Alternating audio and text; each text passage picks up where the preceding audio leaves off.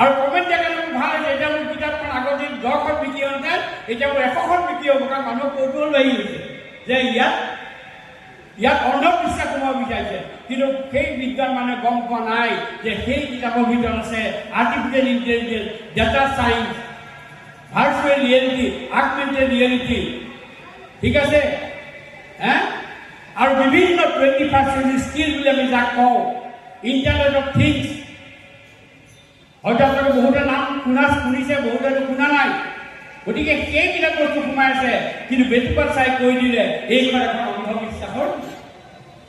ব্ৰহ্ম, বিষ্ণু, মহেশক কিয় তুলনা কৰিছোঁ, সেই বস্তুটো জনাৰ আগতে মানুহে আগতেই ভাবি ল'লে কিতাপখনৰ ভিতৰত কেৱল অন্ধবিশ্বাসখিনি সোমাই আছে, কাৰণ কিতাপখনটো পঢ়াই নাই, দেখাই নাই কিতাপৰ ভিতৰত কি।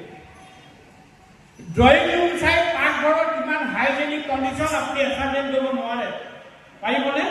ড্ৰয়িং ৰুমটো পৰিষ্কাৰ পৰিচ্ছন্ন থাকিব, কিন্তু পাকঘৰত গ'লে গম পাব যে অ'ত দুটা পঁইতাচোৰা ঘূৰি আছে, ত'ত তিনিটা নিগনি ঘূৰি ফুৰিছে। তেতিয়া আপুনি গম পাব যে আপুনি খোৱা খাদ্যটো আপোনাৰ কাৰণে কিমান স্বাস্থ্যসন্মত। মই তাকে বহুতো কওঁ যে ঘৰৰ সন্মুখত যদি মহাদেৱৰ মূৰ্তি এটা লগাই থৈছে, তাৰমানে এইটো নহয় যে তেওঁ মহাদেৱৰ পূজাৰী, তেওঁ সেইটো ফেশ্বনো কৰিব পাৰে। ভিতৰত নোসোমালৈকে গম নাপাব, দুআষাৰ কথা পতাৰ লগে লগে গম পাব যে সেই মানুহজনৰ মহাদেৱৰ প্ৰতি ভক্তি কিমান। আৰু মহাদেৱ কোনো ভগৱান কিবা এনেকুৱা ধৰণে আপোনালোকে নাভাবিব। মহাদেৱ হৈছে এটা কেৰেক্টাৰ, যিটো কেৰেক্টাৰ আমাৰ হিন্দু বা সনাতন সংস্কৃতিৰ মতে সৃষ্টি আৰু বিনাশৰ কথা, হয়নে? সৃষ্টি আৰু বিনাশৰ, প্ৰথমতে বিনাশ, তাৰপিছত সৃষ্টি, হয়নে নহয়? নে সৃষ্টি আগত বিনাশ পিছত? কোনটো শুদ্ধ? আগত বিনাশ নে সৃষ্টি? কওক কওক, আপোনালোকেও জানেতো, মোতকৈ আপোনালোক বেছি বিদ্বান হয়। কওক, আগত বিনাশ নে সৃষ্টি? আগত বিনাশ হ'ব।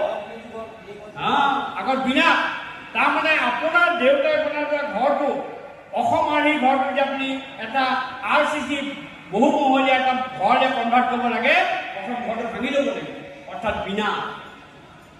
বিনাশ আৰু সৃষ্টি, সেই বস্তুটো এতিয়া গোটেই বিশ্বত শিক্ষা জগতত কৈছে যে আনস্কিলিং এণ্ড ৰিস্কিলিং, অৰ্থাৎ আপুনি পঢ়াৰ কিছুমান বস্তু পাহৰি যাওক আৰু নতুন কিছুমান বস্তু আপুনি শিকিবলৈ আৰম্ভ কৰক।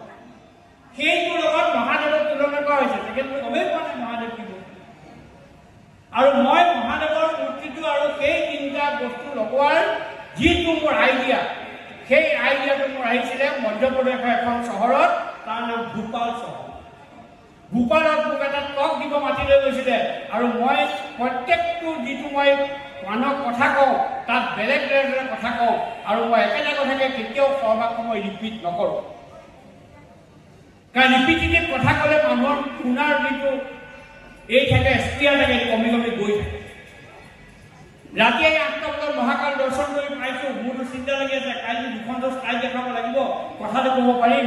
তেতিয়া মোৰ মনলৈ বিছনাখনত পৰি সিহঁতৰ গেষ্ট হাউচৰ চিন্তা আহিলে যে this national education policy can be resemble to Brahma Vishnu Mahesh. Brahma মানে হ'ল ভাৰতীয় জ্ঞান পৰম্পৰা, বিষ্ণু মানে হ'ল মাল্টি ডিচিপ্লিন ৰিচাৰ্চ, আৰু মহেশ মানে বা মহাদেৱ মানে হ'ল বিনাশ আৰু সৃষ্টি, অৰ্থাৎ আনস্কিলিং এণ্ড ৰিস্কিলিং। সিমানকণ বুজাৰ ক্ষমতা নোহোৱা মানে কিতাপৰ ওপৰত কমেণ্টৰ ওপৰত কমেণ্ট দি গৈ আছে বিদগ্ধ পণ্ডিতৰ নিচিনাকৈ। ময়ো চাইছে, মোৰ বহুত হাঁহি উঠি আছে, কাৰণ মই ভাবিছোঁ যে ইমানখিনি ক্ষমতা নোহোৱা মানুহে কেনেকৈ কমেণ্ট দিব পাৰে। আৰু সেইবিলাক মানুহক বহুত মানুহৰ দৃষ্টিত এজন ডাঙৰ ডাঙৰ বুদ্ধিজীৱী, অৰ্থাৎ বুদ্ধি বিক্ৰী কৰি যি খায় সেইদৰে বুদ্ধিজীৱী। আৰু মই কোনো বুদ্ধিজীৱী নহয়, মই আপোনালোকক কৈ গৈছোঁ। আপোনালোকে কেতিয়াও কোনো কাৰণত কোনোবা শুনি আছে মোক মাতিলেও নিলিখিব যে বুদ্ধিজীৱী বুলি, কাৰণ বুদ্ধি বিক্ৰী কৰি মই জীৱিকা অৰ্জন নকৰোঁ। বুদ্ধি বিক্ৰী কৰি জীৱিকা অৰ্জন কৰা মানুহজনৰ নামে হ'ল মোৰ দৃষ্টিত বুদ্ধিজীৱী, আৰু মই বুদ্ধি বিক্ৰী কৰি জীৱিকা অৰ্জন নকৰোঁ।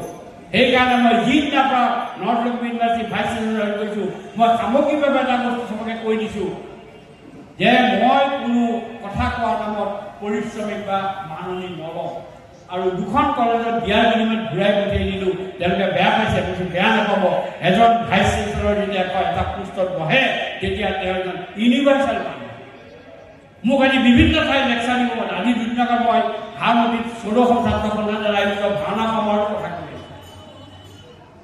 আৰু মই